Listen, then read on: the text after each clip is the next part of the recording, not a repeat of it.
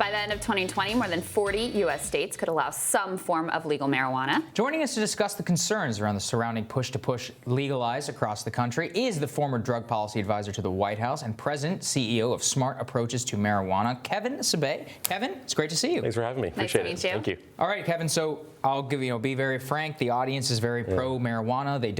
They are very pro legalization. So let's run through, I guess, the best argument, so to speak. Criminal justice, I think, is probably the fairest one, which is that people have been unfairly locked up for abuses, and that has disproportionately affected minorities. As somebody who does not want to legalize marijuana, what do you think the future course of drug policy should be then? Look, we can remove criminal penalties and not imprison or arrest people without legalizing.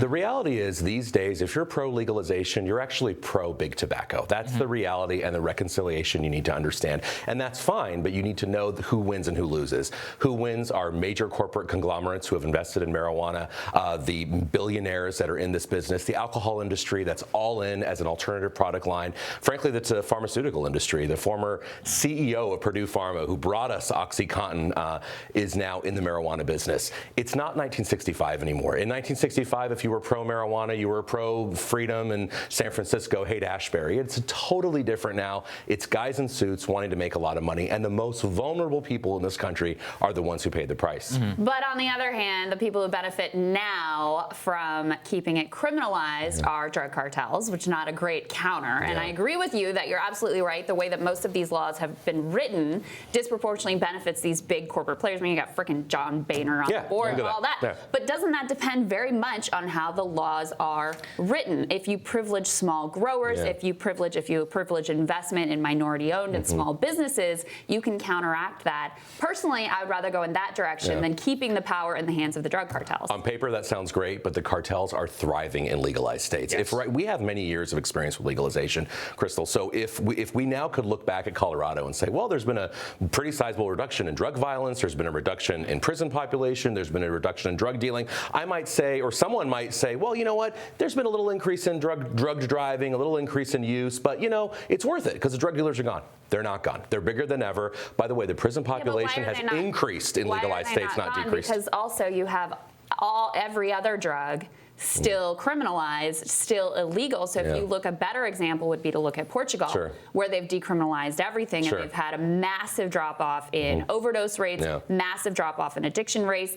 Basically, there is no illegal drug trafficking in Portugal anymore, so why wouldn't that be the model? Portugal is worth talking about. I'm glad you brought it up, but it is not an example for legalization. I was so upset yesterday when a smart person, Tulsi Gabbard, said publicly she's in favor of legalizing all drugs, which I'm glad that finally at least some major figures who want to legalize marijuana are really revealing their true agenda, because let's be honest, it's not about marijuana. It's the big money's in cocaine and heroin. But so I was actually totally disagree with her, but I respected her for saying it out loud. Many people won't. Andrew Yang has the same position. Yes, but the part that really bothered me of that, and the part that someone like Andrew Yang also knows and should know, and you know, I get that it might be popular with certain voters. The problem is Portugal is not an example of legalization and regulation. So when Tulsi said in the same breath, let's legalize, look at Portugal, as you said correctly, but she did not say correctly, Portugal has removed criminal penalties. The supply is still illegal. So there are tons of drug dealers in Portugal. The drug users, though, are part of a separate administrative system, so they're not in the criminal justice system. They've created basically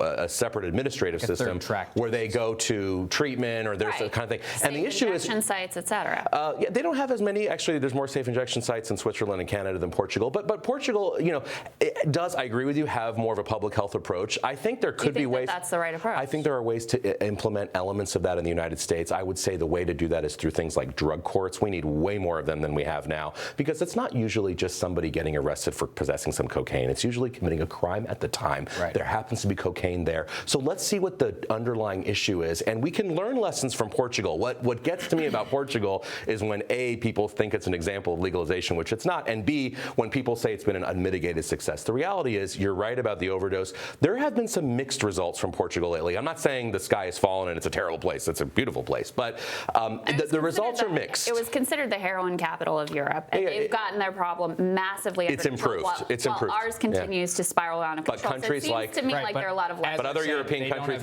they don't have Mexico on their southern. They don't. And I think listen, you know how capitalism works. If someone wanted to sell into the legal market, they would. That is true, but they don't have a massive population. Other countries in Europe that haven't gone. I want to get to this in particular, which is that what you're offering is a path forward about non-criminal penalty, but still recognizing, hey, drugs are bad. Yeah. So, what is it about marijuana specifically, industrial pot that we've seen in this country, that is posing a danger to the population? People think I'm fear-mongering when I say this, so what do you think? Well, you're not fear-mongering. You're on the side of every major medical association in this country, the World Health Organization, the National Academy of Sciences. I mean, the reality is not that they want to criminalize. I don't either. I don't think you're implying that either. But the issue is we have to wake up to today's marijuana. This is not marijuana of even the 90s. Forget about the 60s. Right. This is super strength, highly potent THC that is now being delivered in vapes, which we've seen. I have a piece today in the Journal about on Tuesday, about the vaping crisis in an op-ed. A lot of that has actually been brought on by legal, regulated shops that are really not regulated at all. I'm working on a book right now where I have whistleblowers and regulators approaching me to saying, I used to work for the system in Colorado, in Washington. It's a joke. We do not know what we're doing. And today's super strength marijuana is linked to heart defects. Huge study out of Brigham and Women's the other day on that over the weekend. Obviously, inhaling anything in your lungs is not good for you. Mental illness is a huge thing. Schizophrenia, psychosis. These are real issues. Not everybody, by the way, is going to have these issues. A lot of people, frankly, use heroin and they're just fine, by the way. Doesn't mean heroin's safe. Most people who smoke cigarettes, they don't have lung cancer. Doesn't mean that smoking isn't tied to lung cancer. Same thing with marijuana. Let's talk about that, because smoking is legal, right? Yeah. Alcohol, which causes way more deaths than marijuana. I mean, I'm all for study. Let's know the impact. No, I agree with you on that. Everybody be educated, all that stuff. Alcohol, way more dangerous. Freaking soda probably kills more people than marijuana. So a lot of things are legal. Sure. A lot of things are legal. That are dangerous. That are not cars, I agree. right? Jumping out of an airplane. Swimming pools, right? Lots of things are legal that are dangerous or bad for us. So what about freedom? What about freedom? I love freedom. But let's be realistic about why alcohol is legal. Alcohol is not legal because it's really good for you. All right. Alcohol isn't legal because we all said, well, it's great. We should encourage it. Alcohol is legal because it's been used in Western civilization since before the Old Testament in terms of the widespread use of the massive population. Now, you're going to have some commenters now saying, oh my God, marijuana was used by the ancient Egyptians.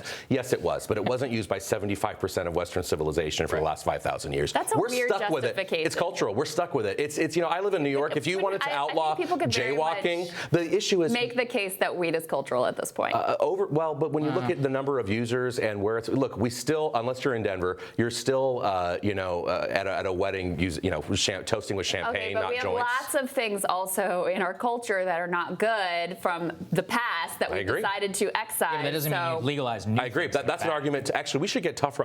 By the way, that's an argument to get tougher on alcohol. Our taxes on alcohol are a fifth of what they were than during the Korean War. They need to be a lot higher. Alcohol companies run rampant, obviously right here in Washington, D.C. with their lobbyists. They promote to kids unabashedly to people under 21. We have a major, like you said, alcohol problem. And by the way, tobacco problem still.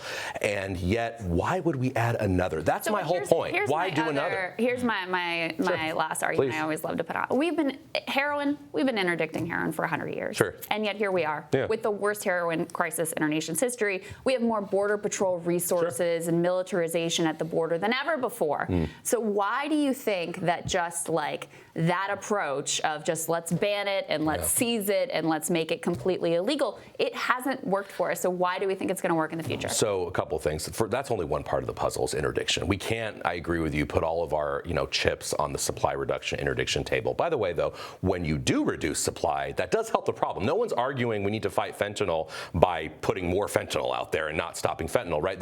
Or OxyContin. I mean, it's very interesting. People who say supply reduction, interdiction doesn't work, but I want to limit all prescriptions of OxyContin. Well, wait, that's supply reduction. The point is, though, we need also demand reduction, right? So it's not only the supply. We need to invest a lot more in why people are using these substances in the first place. Frankly, look at non-drug policies that contribute to addiction. I would say trauma, mental illness, housing, health care. All of these things contribute. Absolutely. I mean, The economy. My issue is with legalization, whether it's heroin or marijuana, you are enriching a small number of people. You are encouraging, frankly, the use. Look, plenty of people drive. That's a capitalism problem. That's not a That's drug legalization that's the realistic problem. of America, though. That's where we are right now. And the issue is, look, plenty of people drive over the speed limit on the freeway. Not a reason to get rid of speed limits. Speed limits discourage unsafe driving. I want to discourage unsafe practices. Right. I don't think we do that by putting Philip Morris in charge of marijuana. Last question. Why do you hate fun? That's the answer. I hate fun. Yeah. I don't hate fun. The issue is. Why do you hate fun? Question for you. They think I hate fun. I know. This isn't about hating fun. Look, if you're a 50-year-old smoking a joint on a Friday night and falling asleep, I really could care less what you're doing. My issue is with an industry that it relies on stock profits and relies on shareholders and relies on advertising in Madison Avenue, you are promoting the use of the dumbing down of America, which frankly, I will tell you, China will Again, loves it. I think other your beef countries love is it. with capitalism, not with marijuana. But that's the world we live in.